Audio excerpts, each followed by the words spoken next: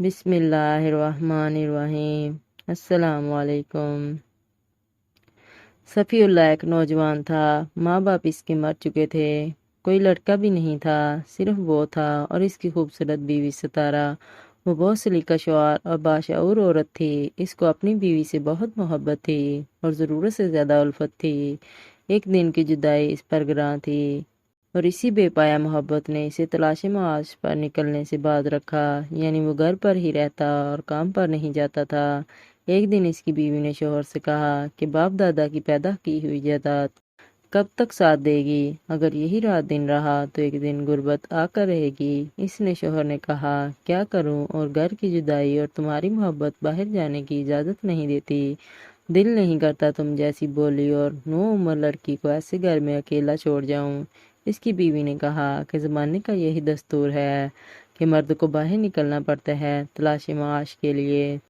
تمہارے جیسا خیال اگر ہر کسی کا ہو جائے تو دنیا بند ہو جائے۔ کسی بھی صورت میں جوان کا گھر چھوڑنے کو جی نہیں چاہ رہا تھا، لیکن بیوی کی عاقلانہ گفتگو پوری طرح اس کی طرف اتر چکی تھی، تو آخرکار گھر سے روانہ ہو گیا کسی دوسرے شہر تلاش معاش کے سلسلہ میں۔ اس کے دوست نے اسے اسٹیشن چھوڑا، پھر نہیں معلوم کہ کہاں گیا اور کیسے گیا۔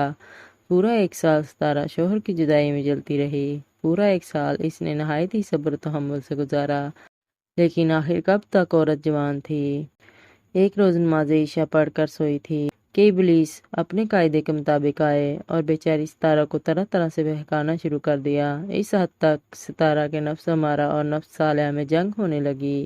ابلیس نے نفس امارہ کو ترجیح دی اور نفس صالحہ کو شکست دے دی۔ اس کے صبر کا پیمانہ لبریز ہو گیا۔ ستارہ کے محلے میں ایک بڑھیا رہتی تھی جو دور دور تک مشہور تھی۔ اس وقت اس نے خادمہ کو بھیج کر بڑھیا کو بلوایا اور خلوت میں لے جا کر اس سے کچھ دیر تک سرگوشی کرتی رہی۔ بڑھیا تو بلانے کے ساتھ ہی سمجھ گئی کہ میں کس مقصد کے لیے بلوائی گئی ہوں۔ ستارہ نے اپنی خواہش بیان کی، ساتھ یہ بھی کہا کہ جوان ہو اور اعلیٰ ظرف ہو تاکہ میرے راز کو افشا نہ کرے۔ بڑھیا نے سر سے پاؤں تک ستارہ کی بلائیں لیں اور بہت سی دعائیں دیں اور نکل آئی ستارہ کے گھر سے۔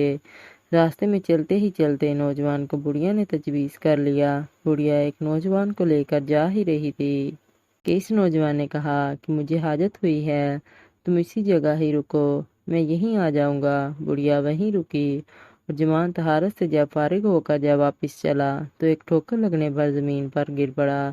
لوٹے سمیت مٹی کا لوٹا تھا جو زمین پر گر پڑا تو اس کا لوٹا ٹوٹ گیا۔ بڑھیا نے دیکھا کہ نوجوان رو رہا ہے تو پوچھنے پر کہنے لگا کہ بڑھیا، میں اس نقصان پر نہیں رو رہا۔ تو بڑھیا نے پوچھا کہ کیا ہوا؟ تو نوجوان نے ایک چیخ ماری، 14 سال سے یہ لوٹا میرا ہمراز تھا، کسی نے آج تک میرا سطر نہیں دیکھا، ورنہ یہ تو میں بھی جانتا ہوں کہ بازار میں اچھے سے اچھا لوٹا مل جاتا ہے۔ اتنا کہہ کر وہ چلتا بنا اور بڑھیا ناکام ہو کر اپنی راہ پر چلی۔ جب گھر پہنچی تو ستارہ بے چینی سے اس کا انتظار کر رہی تھی۔ ستارہ خوشی سے اچھل پڑی کہ بڑھیا کچھ شکار ڈھونڈ کر لائی ہے اس کے لیے، مگر بڑھیا نے کہا کہ صبر کے ساتھ اطمینان بھی رکھو، آج شکار مل تو گیا تھا مگر تقدیر کو کچھ اور ہی منظور تھا۔ ستارہ کو سارا ماجرا بتایا تو ستارہ رونے لگی، تو بڑھیا کے پوچھنے پر کہنے لگی کہ میری قابل نفرت زندگی پر مجھے افسوس ہوتا ہے۔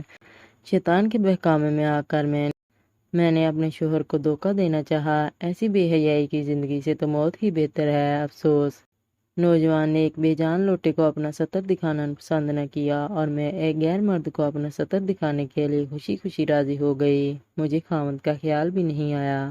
تو اس ستارہ نے توبہ کی اور دونوں ہنسی خوشی زندگی بسر کرنے لگے۔ اور اس ستارہ کے طفیل بڑھیا نے بھی توبہ کی، اور توبہ کرنے پر اللہ نے اس بڑھیا کے لیے ایسے رزق کا انتظام کر دیا کہ وہ حیران رہ گئی۔ ستارہ کا شوہر بہت پیسے کما کر لایا اور اس کا شمار شہر کے امیروں میں ہونے لگا، تو ستارہ کی مدد کرنے کے لیے گھر کے کاموں میں اس بڑھیا کو بلوا لیا اور اسے کام پر رکھ لیا۔ اس طرح وہ حسن خوشی اپنی زندگی بسر کرنے لگے۔